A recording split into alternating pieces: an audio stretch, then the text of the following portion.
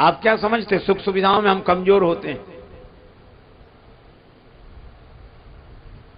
हमने अपने बचपन के दिन देखे हैं, आपने भी देखे होंगे, तब इतनी सुख सुविधाएं नहीं थी, बिजली भी नहीं थी। पढ़ते काय में थे, लैंप बनाते थे। और लैंप भी कैसे मालूम? छोटी सी शीशी कांच की, उसके काग में छेद कर लिया, बनाकर शाम को उसी से पढ़ते थे और सोते समय उसी को बुझा देते थे। कच्चे मकान होते थे, बरसात के दिन में रात भर टप टप पानी टपकता, हम लोग बैठे रहते और सवेरे से उस मकान को ठीक करने वालों को बुलाकर लाते थे। लेकिन उस समय कितनी प्रसन्नता थी, इसका अनुमान आप लगा सकते हैं? देखो, मैं आपको फिर कह रहा हूं, सुख आदमी को कमजोर बनाता है और दुख आदमी को मजबूत बनाता है। आज हम लोग जो इतने कमजोर हो गए वो इसलिए हो गए सुख के कारण। सुख के कारण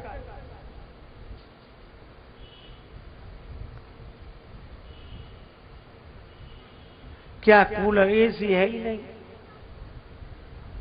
एसी नहीं है और पंखा कूलर कितनी।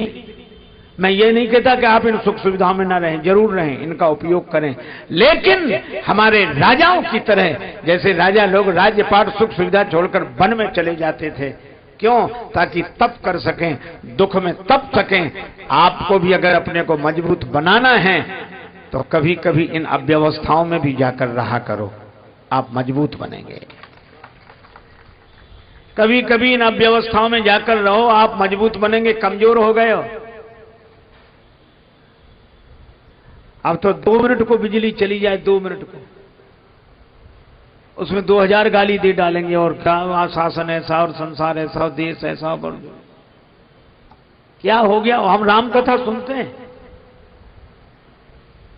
राम जी 14 वर्ष वन के लिए जाते हैं नंगे पांव, और कौन राम जी जिनके चरण कमल की तरह कोमल हैं। श्री जानकी माता पलंग पीठ तज गोद हिंडोरा, वे पैदल पैदल जाएं, लक्ष्मण जी पैदल पैदल चलें, और हम उनके पैदल चलने की इन विषम यात्राओं की कथाएं पूरी सुख सुविधा में रहकर कहें और पूरी सुख सुविधा में रहकर सुने। और थोड़ी भी गड़बड़ी हो जाए तो आंख दिखाएं, लड़ लड़ जाएं। ये राम कथा है। राम कथा को जीना चाहिए, और नहीं तो हमारी वैसी दशा। एक हवाई जहाज जा रहा था, तो अचानक उसमें 2 खराबी आई। वो तेजी से चलने लगा, पर दिशा सूचक यंत्र खराब, तो पता नहीं किधर जा रहा है। तो हवाई जहाज के चालक ने कहा, पायलट ने कहा कि एक आपको 2 सूचनाएं दी जा रही हैं, एक बड़ी दुखद है, एक बड़ी सुखद है। क्या? बोले दुखद तो ये है कि इसका दिशा सूचक यंत्र खराब हो गया, हमें पता ही नहीं लग रहा है कि हम किधर जा रहे हैं, हमें पता नहीं चल रहा है कि हम किधर जा रहे हैं। लेकिन एक सुखद खबर है, क्या? हवाई जहाज पहले से ज्यादा तेज चलने लगा है, तो जिधर भी जा रहे हैं बड़ी तेजी से जा रहे हैं। आज हम लोगों की यही हालत है, कोई कहे भले ही नहीं, पर सब अनुभव करते हैं। हमें ये पता ही नहीं कि हम किधर जा रहे हैं, पर जिधर जा रहे हैं बड़ी तेजी से जा रहे हैं। भगवान राम की बात मैं कह रहा हूं। राज्य चला गया, भाई को राज्य मिला, उसे प्राण प्रिय कहा, और जिस कैकेयी माता ने इतना प्रेम किया उसी ने निकाल दिया। पर राम जी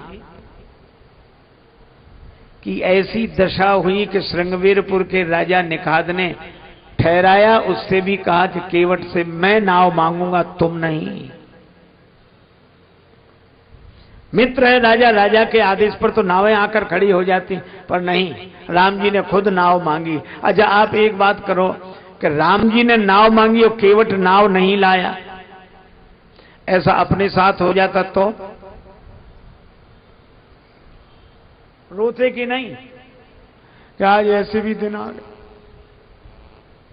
इतना बड़ा राज और घर वालों ने छुड़ा लिया, और ऐसे दिन कि हमें नाव मांगनी पड़ रही, और इतने बुरे दिन आए कि नाव लेकर केवट आ नहीं रहा है? कोई बात नहीं, समय की बात है।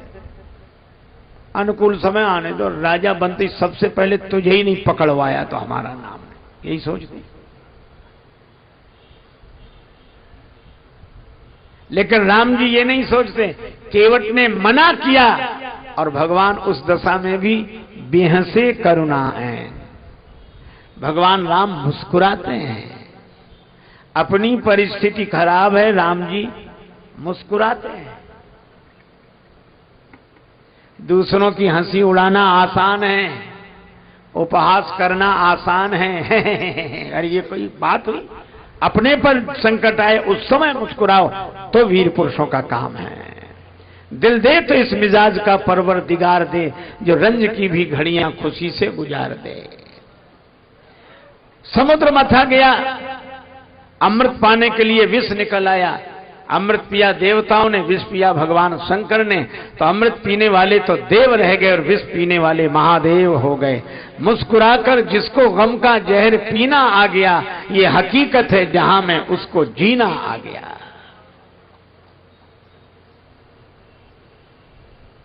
गम को सहने में भी कुदरत ने मजा रखा है। भगवान राम का चरित्र सुनते हैं तो हमें उस चरित्र से प्रकाश लेना चाहिए जिंदगी में। केवट ने नाव मांगी, केवट नाव नहीं लाया। अब लक्ष्मण जी को भी बुरा लगा, श्री सीता जी को भी बुरा लगा। भगवान ने मुस्कुराकर लक्ष्मण जी की ओर देखा। लक्ष्मण, ऐसा विचित्र भक्त देखा जिसे मैं बुलाऊं और ना आवे? तो लक्ष्मण जी तो पहले से ही नाराज थे, खींचे हुए थे कि नहीं? क्या बोले? क्या बोले? नहीं पता, हम बता रहे हैं। भगवान ने कहा, लक्ष्मण, ऐसा विचित्र भक्त देखा जिसे मैं बुलाऊं और ना आवे?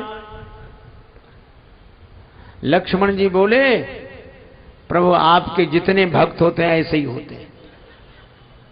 जो आपका कहना न माने वही आपके भक्त। स्वभाव ही ऐसा है। ऐसी सरलता किस काम की, कोई कहना ही नहीं मानता। सियाजू भी मुस्कुराई लक्ष्मण जी के इस व्यंग पर। भगवान ने कहा, यही एक भक्त है, दूसरा कौन है जो कहना नहीं मानता? कहा, एक है सुमंत जो रथ में बैठे, एक है केवट जो नाव में बैठा है। सुमंत से आपने कहा कि रथ लेकर जाओ और केवट से कहा कि नाव लेकर आओ, तो एक को भेजते हो तो वो जाता नहीं, दूसरे को बुलाते हो तो वो आता नहीं। ना ये कहना माने ना वो कहना माने।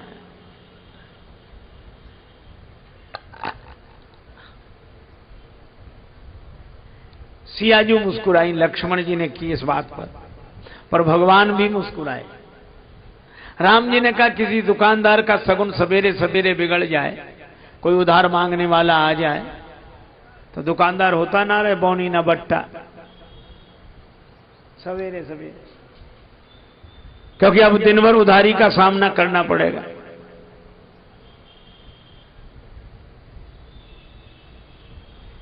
भगवान कहते इसी तरह हमारी यात्रा का सगुन बिगड़ गया। जब हम वन में चले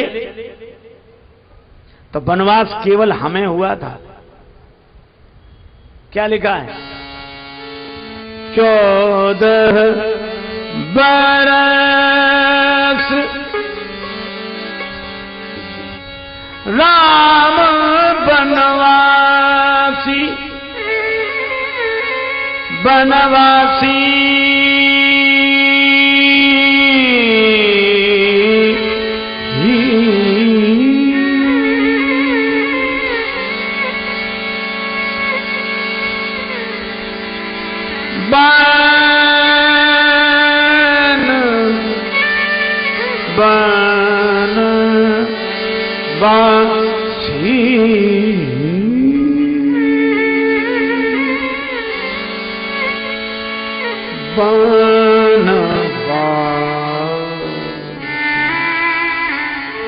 वनवास राम जी का था, न सिया जी का न लक्ष्मण जी का।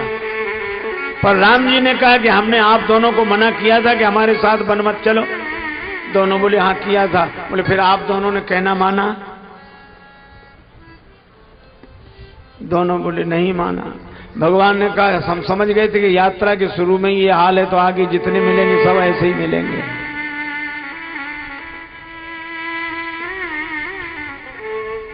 पर राम जी ने कहा कि आप लोगों ने कहना इसलिए नहीं माना क्योंकि आपका मुझसे प्रेम है,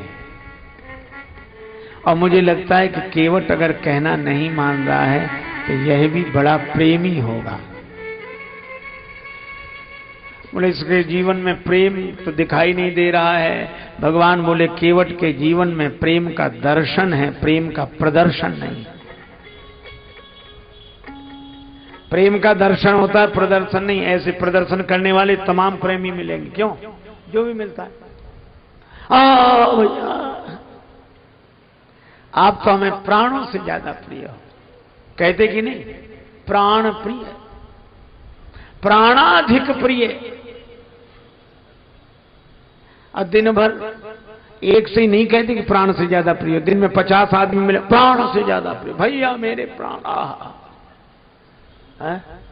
और ये तो भगवान की बड़ी कृपा है कि प्राण ये सुन के नाराज नहीं होते, नहीं तो प्राण नाराज हो जाएंगे। हमसे ज्यादा प्रिय मिले तो इन्हीं को रखो, हम जा रहे हैं। और जब बोलो अगर ऐसी घटना हो जाए तो फिर कोई कहेगा प्राणों से अधिक प्रिय है।